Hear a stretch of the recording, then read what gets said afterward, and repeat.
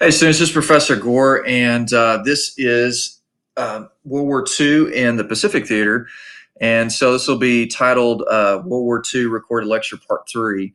And then I'll have the Holocaust recorded lecture in a different posting. So we previous one, we covered the U.S. and the British invasion of North Africa, and then the preceding invasions to Sicily, Italy, and then on into France, and then eventually into Germany, even though the Operation Market Garden and the Netherlands failed.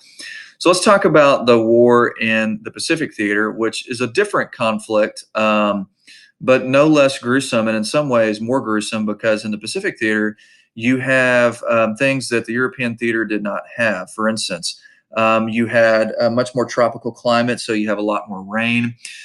You had to deal with malaria, so American troops had to take malaria pills. Also, the Japanese force was a very much a formidable force. They were smaller military than the Germans, but no less fierce and certainly a formidable foe. They also would dig in and have tunnels and so forth in a lot of these defensive positions. And so let's look at what actually transpires in the war in the Pacific Theater. So the first 6 months of the war is all Japan. So the Japanese do a surprise attack, completely cuts the Americans off guard at Pearl Harbor. And then what proceeds to happen is in January through April 1942, the Japanese captured the Philippines Islands and pinned the American forces at the Bataan Peninsula, and then end up forcing them to surrender, where they are force marched over 60 miles to a prisoner of war camp. But a lot of men were killed and massacred on the way. And a lot of Filipino soldiers also were captured. And American troops are going to be tortured, starved, along with Filipino soldiers as well, throughout the remaining of the war there. They're going to also capture Wake Island, which had been American, or U.S. had a presence there.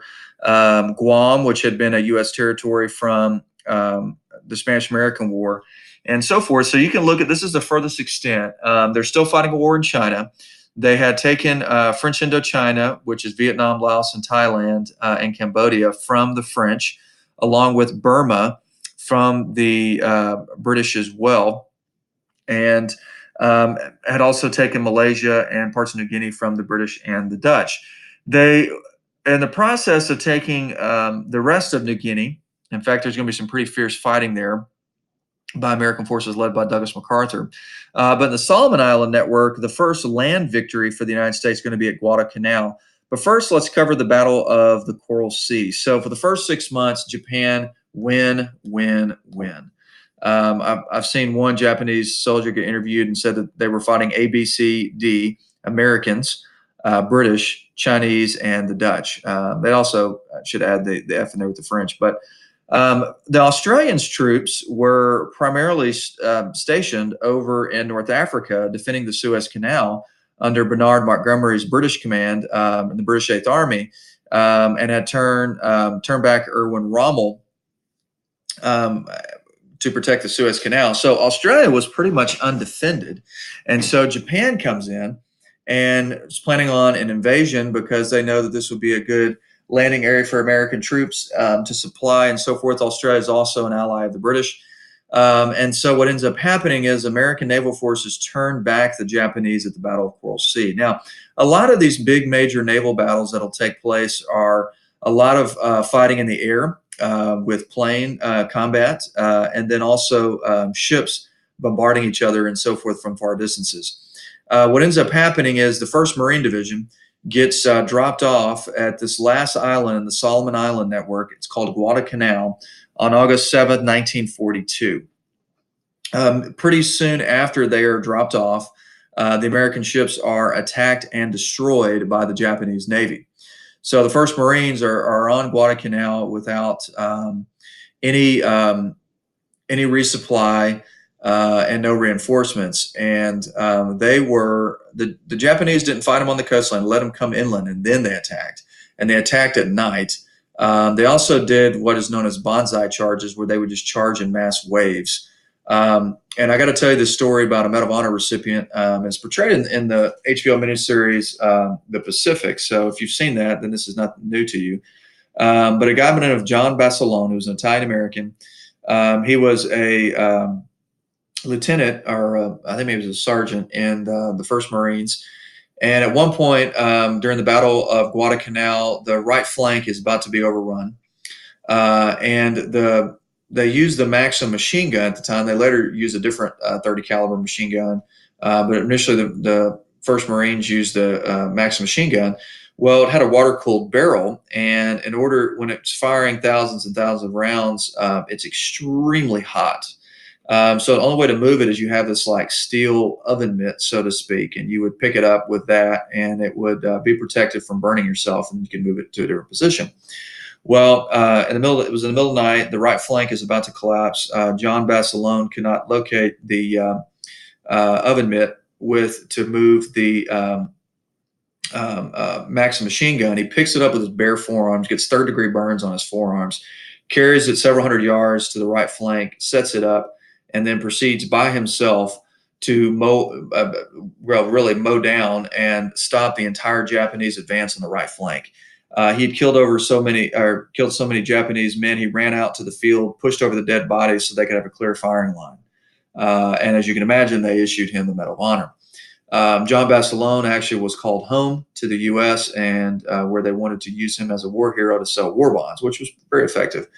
He eventually asked to go back into combat and to train Marines, and ends up getting killed at the ruthless Battle of Iwo Jima in 1945. But if it wasn't for the Battle of Coral Sea and Guadalcanal, certainly all the Solomon Islands would have been taken. And then secondly, Australia would have been captured by the Japanese and probably the rest of New Guinea. Now, what ends up happening because of the Doolittle raid, which I cover in the Pearl Harbor lecture, the Japanese military decided they were going to invade Hawaii, and that completely knocked out the United States Naval Pacific Fleet base there. And so because we had broken their code, we knew they were coming. We set up an ambush. Midway Island was an uninhabited island the United States had purchased in the late 1800s. And most of the fighting is done in the air, and it's one of the most tremendous battles in American history. I would say it's one of the top three most important, because what ends up happening is the United States Navy is able to destroy four Japanese aircraft carriers. I mean, that is the key to the war in the Pacific. And Japan lost 4 in one battle, and they just could not at that point wage another offensive for the rest of the war. They're going to be fighting defensively for the remainder of the war. And if you look up here, they were even able to capture a couple islands in the Aleutian Island network of Alaska. In fact, there were thousands of American troops that were stationed in Alaska that never saw combat because they thought the Japanese were going to invade there, but they never did, and so forth. Let me show you some pictures here. This is Bataan Peninsula, where that took place, and these are the American and Filipino troops carrying their wounded. Some soldiers, it was recorded that if they looked a Japanese officer in the eye, the officer would take out his sword and behead them on the spot. In Japanese culture, particularly in samurai, the old samurai culture, if you had surrendered, that was completely dishonorable, and therefore you did not have to be respected. Because in samurai culture, if you were defeated, you would commit suicide or be killed in battle. And so about 12,000 Americans are captured, and so you're looking at 68,000 Filipinos that are captured. So Filipinos suffer just as bad as the Americans, if not more so, because there's a lot more of them.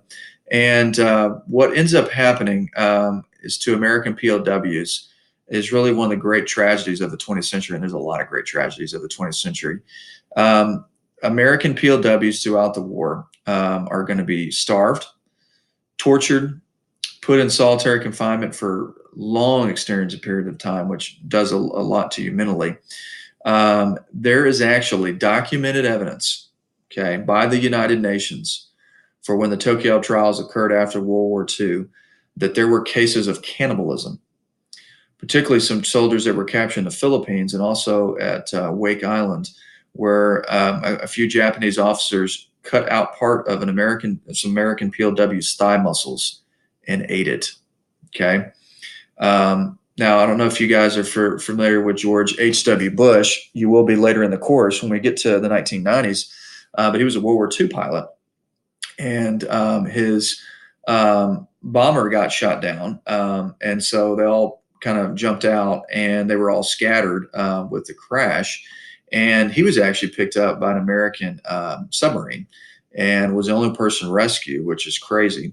And he had never really knew what had happened to his fellow soldiers. And it was actually released later in the 2000s.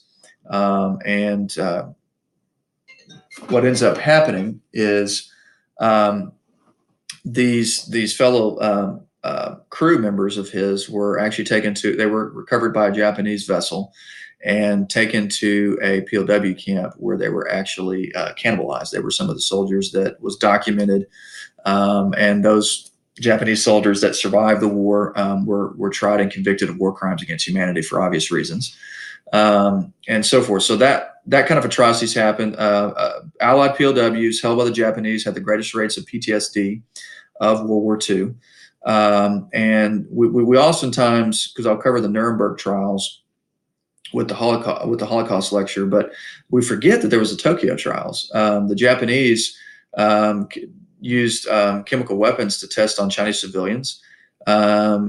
There were Japanese soldiers who would get bored that would take Chinese civilians up into planes and push them out without a parachute just because they were bored. The rape of Nanking is one of the great tragedies of world history. I cover that more in my world history lecture, but they raped over 10,000 women when they came into the city of Nanking. They also murdered any military-aged man, whether they were in uniform or a soldier or not. And it is horrific in world history. So World War II unfortunately brings out the worst in humankind. And so we talked about the Bataan Death March. Guam, Malaya, New Guinea, part of New Guinea is taken. Hawaii and Australia are threatened, but the United States hold on to Battle of Coral Sea and Midway. And so the leader of the American or Allied soldiers in the Southwest Pacific is Doug MacArthur. The leader of the Allied forces in the Central Pacific is Chester Nimitz. And so Midway is tremendously important. Turning point of the war in the Pacific. If we don't win at Midway, we may not win the war in the Pacific. And certainly we don't win it in 1945. And so what ends up happening is this is going to be the strategy that is going to be implemented throughout the remainder of the war in the Pacific. It's called island hopping. So what you would do is that you're slowly going to island hop your way towards Japan. Now, what they would do in these island networks, they wouldn't take every single island. For instance, what they would do is they would take a weaker held island held by Japan, set up a landing strip, and then bomb the more heavily defended one. Sometimes they would just isolate the island and prevent the Japanese from leaving if they prevent them from flying in and not actually invading and heavy casualties. And so they're going to slowly work their way to eventually they can get close enough to mainland Japan to just bomb the living crap out of it like we did to Germany and Europe. So we've talked about the Doolittle raid. That's what kind of provokes Japan to try to invade Hawaii with at least the Battle of Midway. So that's significant. This is actually the Yorktown aircraft carrier that's leaning on its side that barely survived at the Battle of Midway. And it's pretty cool. The Japanese unfortunately shot down about 38 planes, but we shot down about 100 of theirs. And that's going to give us an Air Force or naval pilot advantage for the remainder of the war. And one of the things that happens is that they weren't expecting us to set up this ambush at Midway, and that's how we were able to take out their aircraft carriers. We took out 4 of them before they really knew what hit them. And it really destroyed the heart of the Japanese Navy. And so anyway, it's a great battle. There's the Battle of Coral Sea. Lots of air and naval battles. A lot of ships go down and so forth. In fact, the USS Lexington goes down in the battle. And anyway, there's others. And so anytime you have a big naval battle, you're going to have death.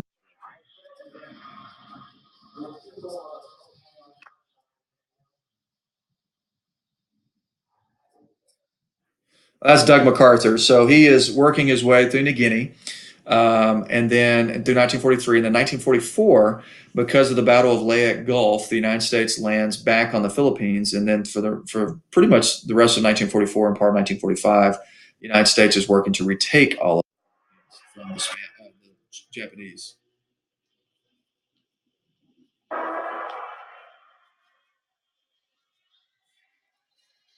Wait for it.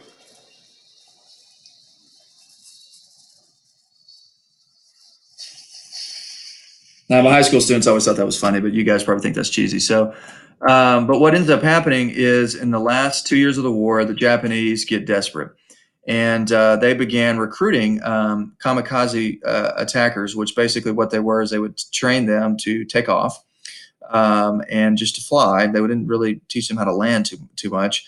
And then the goal was is to fly straight into an American ship. In fact, my great uncle was killed as a United States Marine on a troop ship by a Japanese kamikaze. And so about 2,800 kamikaze attackers attacked. But the crazy thing is, they only sunk 34 American ships. Now, why is that? Well, it's because the American gunners on those ships were able to shoot so many of them down, which is really impressive. Also, American pilots as well. So it wounds about 4,800 Americans or so, and it killed little less than about 4,800 and so forth. So you can see right here, 1943, they secure New Guinea, thanks to Douglas MacArthur. Chester Nimitz secures this area.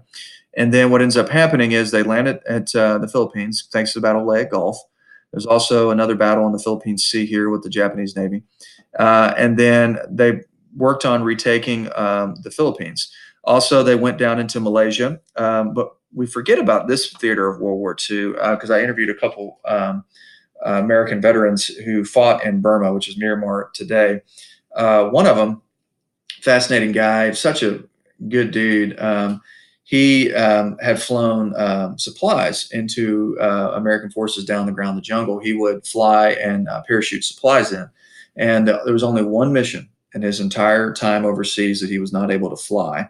And it was the one day, because he got so sick, he was throwing up, he just couldn't fly, that his plane, it was the one time his plane did not come back.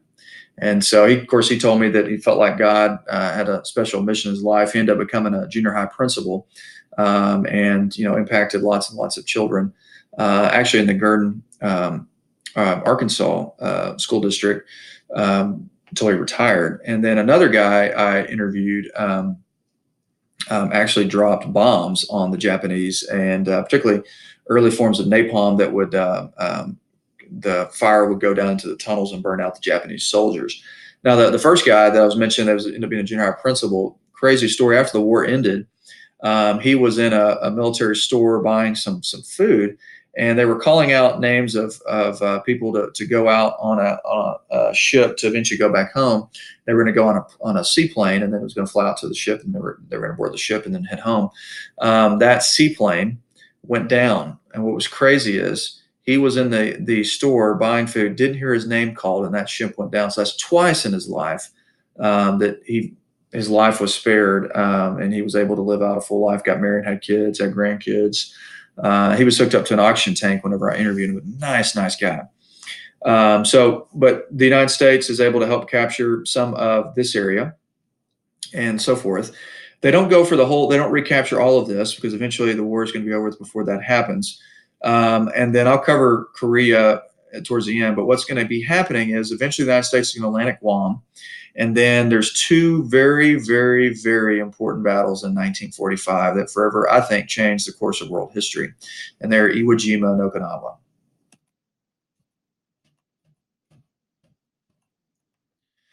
So why do we try to take Iwo Jima? The reason being is the Pacific is a very vast territory of water, and it's we need to get close enough to bomb Japan around the clock. The problem is that Iwo Jima, this volcanic uninhabited island, besides the Japanese soldiers there, had a landing strip, and so we would send up planes from the Mariana Islands. These bases could be attacked by Japanese pilots. So the goal was if you eliminate Iwo Jima, they can't really send up planes except for the Japanese mainland, and we can just bomb the crap out of them. So what ends up happening is the United States lands Marines on Iwo Jima. The beach is volcanic sand. In fact, for about a week or so, or at least for several days, American troops were pinned right there on the beach. The Japanese were in all these secret tunnels. They had 25,000 defenders, less than 1,000 surrendered. The rest were killed, with 110,000 American invaders. This is one battle where the United States lost more men than the Japanese. Normally, it was the other way around because the Japanese would at times have banzai charges. They did it early on in the war and then stopped doing it. And then Okinawa came and they did it again. So the United States lost, give or take, about 25,000 men. So it was only about 216 Japanese surrender out of 25,000. It was horrific. It is as bad as you can imagine. I've seen through documentaries, veterans of Iwo Jima get interviewed. One guy was talking about he was stuck on the beach for several days and his buddy was killed, and he was laying partly in the water, and as the waves would come up, his arm would go back and forth and back and forth. And he kept thinking it was his buddy beckoning him to join him in death. There were 27 medals of honor issued at Iwo Jima alone. I've actually seen Jack Lucas interviewed, who was one of those Medal of Honor recipients. He actually lied about his age, youngest Medal of Honor recipient in American history. Joined the Marines at 17 and jumped on a grenade and buried it in the sand to save his unit, and nearly died, but later gets the Medal of Honor. Now, this is one of the most famous images of World War II. This is the Marines raising up the flag at the top of Mount Surbachi. What's crazy is within the next hour, all but one of those soldiers ends up getting killed. This is the statue for the World War II Memorial in D.C., which it was not built whenever I was visited D.C. last when I was 11, but I've heard it's incredible to go see. And so Iwo Jima is terrible. Okay. Now, if you remember, I talked about that Stalin and FDR and Churchill met twice, all three of them. Now, FDR met with Churchill several times during the war, but the last time they met was at Yalta. And it was in February 1945. Iwo Jima had just happened. And at that conference, FDR had asked Stalin, will you help us fight the Japanese once Germany is defeated? And Stalin said, yes, I will do so 3 months after Germany is defeated. And 3 months after Germany is defeated, it's the last 2 weeks of the war in the Pacific. And the Soviet Union invades Manchuria and North Korea. Now, what does North Korea end up becoming after the war? Yeah, that'd be communist. Well, the Soviets helped establish that. Had they not invaded North Korea, things might look differently in Korea today. But now you can't fault FDR. American troops were dying by the thousands at Iwo Jima. He was hoping the Soviets would help him out a little bit. And Stalin obliged. But, of course, I don't know if he would have known in the long run what was going to happen with North Korea. The next battle is Okinawa. And it's one of the worst battles in American history, period. It is controlled by the Japanese. It is south of the mainland. And this is, if you want to understand why the United States ends up dropping the atomic bomb, you need to study the Battle of Okinawa. And if you want to visualize it, one simple film will give you all the information you need to know about how horrific it was. And this is just one aspect on the Battle of Okinawa, and that is the movie Hacksaw Ridge, which is portrayed very accurately about what it took this one ridge, one of many areas of the island. And so you have about 100,000 Japanese soldiers pledged their lives to the death to defend the island. Okay, United States, it was a huge, huge operation. Okay, we sent 180,000 troops to that island with 1,300 warships. Now, what's interesting, if you've ever seen Shark Week, usually they show us every year around the Shark Week, there was an American vessel that was coming either to or from Okinawa. And they weren't zigzagging like they were supposed to avoid submarines. A Japanese submarine torpedoed it and sunk it. And there were several hundred American soldiers, Navy guys, in the water. And the sharks in the Pacific began to realize that vibrations with explosives and stuff usually meant that there'd be fresh bodies in the water. And so what ends up happening, all these American sailors are there floating with their life vests on, and over the course of several days, tiger sharks pick them off one at a time. And some of the men end up getting rescued. A lot of the men are actually eaten and killed by the sharks. In fact, if you've seen the movie Unbroken, Louis Zamperini, he and his two crewmen, until one of them dies, they fight off sharks successfully during their kind of castaway moment when they were out at sea for about 40 something days. So it is impressive, the men that were able to live to see another day with those tiger sharks, and then what Louis Zamperini and his fellow captain were able to survive as well, because they also got attacked by a Japanese plane, and they were also starving. So also in Okinawa, this is where most of the kamikaze missions took place. Doesn't mean all, but a lot of them did, and so forth. And it was terrible. Also, the Japanese began doing banzai charges. They hadn't done this since 1942 much because they were losing too many men doing that. And so they began doing it again in 1945 at Okinawa. And what ends up happening is this is going to convince the American government, particularly Truman, that the United States needs to drop the atomic bomb. So I covered this in the part 2 lecture, talking about the new technology of the Germans. But Einstein had gotten word from one of his German scientist friends, because he was a German scientist himself. He escaped Germany because he was Jewish, and we know what happens there. And so he had sent a letter to FDR. FDR decided to go ahead and with the Manhattan Project. You may be wondering, what in the world is it called the Manhattan Project? That's the point. So it wouldn't be keyed onto anything. They worked out in New Mexico, and they actually developed 3. Of course, Japan didn't know that we had used them all, but we used one to test in New Mexico. We dropped the second one on Hiroshima, and then we dropped the third one on Nagasaki. And so every year, if we were in class, I usually show students this, the arguments for its use and the arguments against its use. And we usually take a vote. And every year I've had classes that have been different. Some have overwhelmingly said that they think we should have used it. I've had classes where they've overwhelmingly said that we should not have used it. I've had classes that have been split. I've had students who said, I just don't know. What we do know is the information that Truman had. He had just seen what had happened in Okinawa in that summer, in May and June of 1945, and saw how horrific it was. It was estimated that it was going to take about 1 million lives to capture the Japanese mainland, because by this point, after Okinawa, Japan called back all of their troops from China and parts of Burma if they were able to get them back. And they were preparing to arm men, women, and children. There were children that were getting armed with sickles and so forth that you cut grain with in the fields. They were planning to fight to the death. In Okinawa, particularly, the Japanese told the Okinawan civilians that Americans would rape their women and crush their children with tanks. So many of them jumped off the cliff sides to save themselves. They threw over newborn babies. Some of them strangled their loved ones to keep Americans from capturing them. Of course, Americans weren't going to do anything. One of the battles, I can't remember if it was Peleliu or another one, the Japanese actually strapped explosives to a mother and ran them into American lives to kill them. Geez. And so it was horrific to think about the invasion. And we were going to invade in November of 1945, and we were going to bring troops from European theater and the Pacific theater to do this.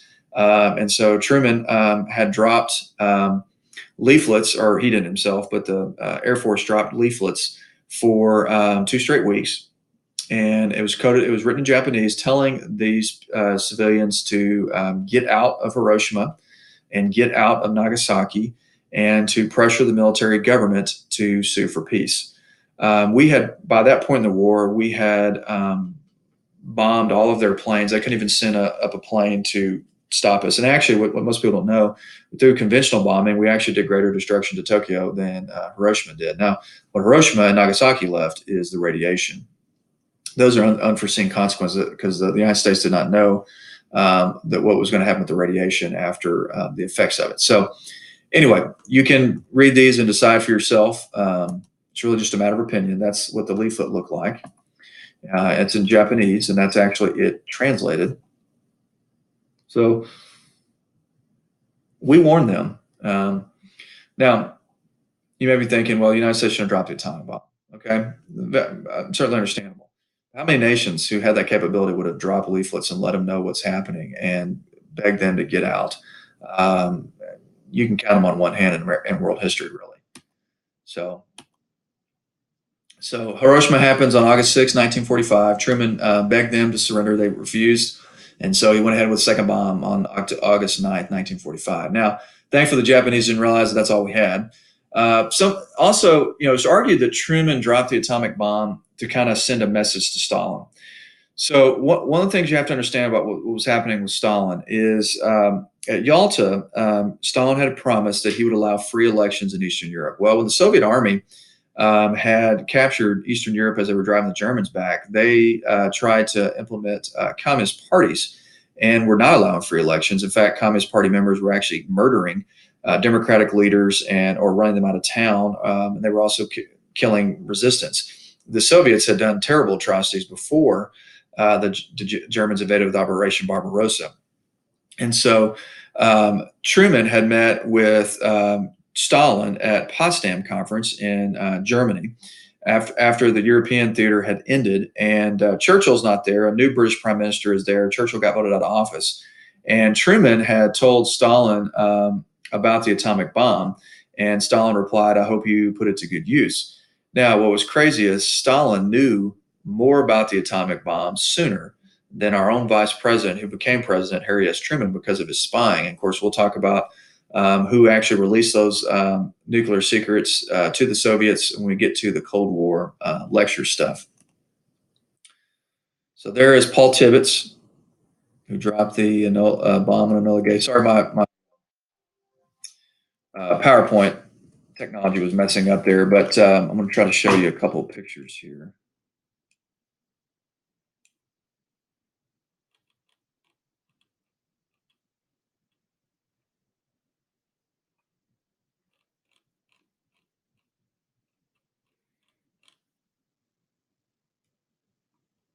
So here is the Japanese surrendering on August 14, 1945, on an American ship.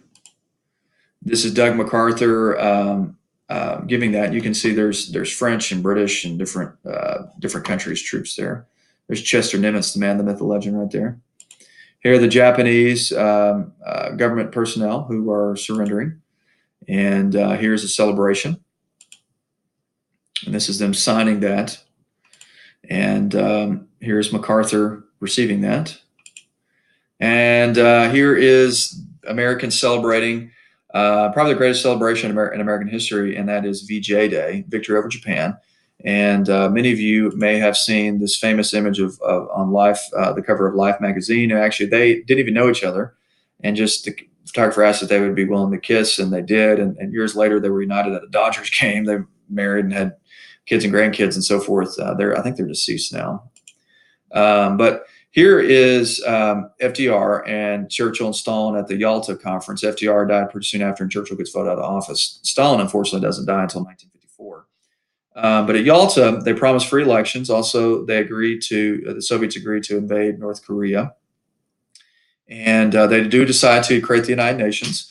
They also at Yalta decide they were going to divide up Germany into 4 occupation zones. And we'll get to cover that a lot more when we get to the Cold War America lecture.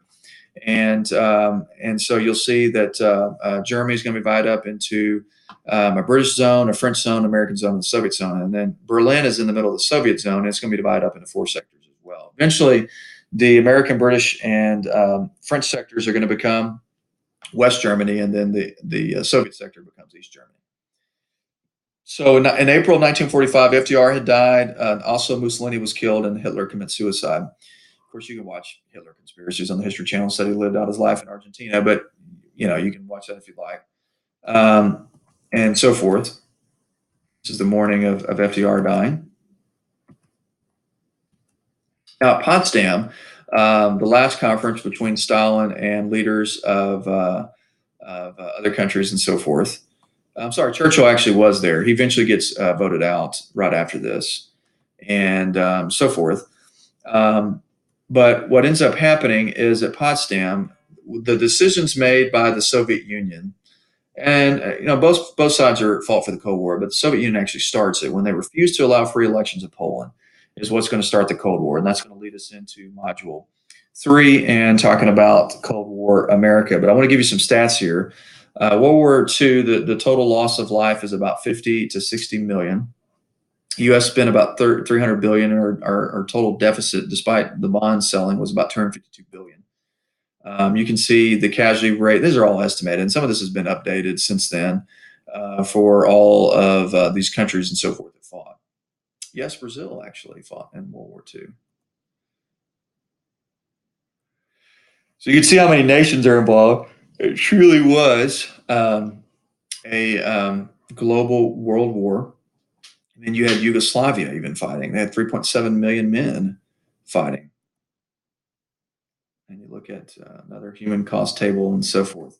So it is the worst war in world history, period. And we will get to the Holocaust lecture in a different lecture topic.